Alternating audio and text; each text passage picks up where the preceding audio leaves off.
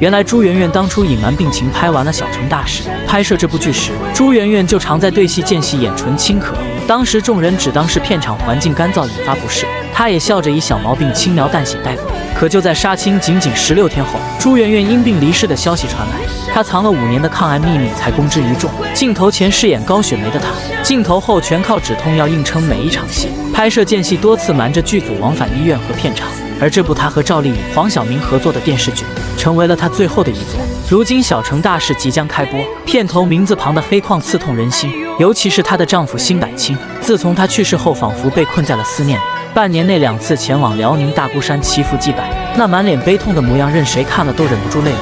朱媛媛对表演的赤诚与坚守，连同辛柏青跨越生死的思念，都成了荧幕外最感人的遗憾。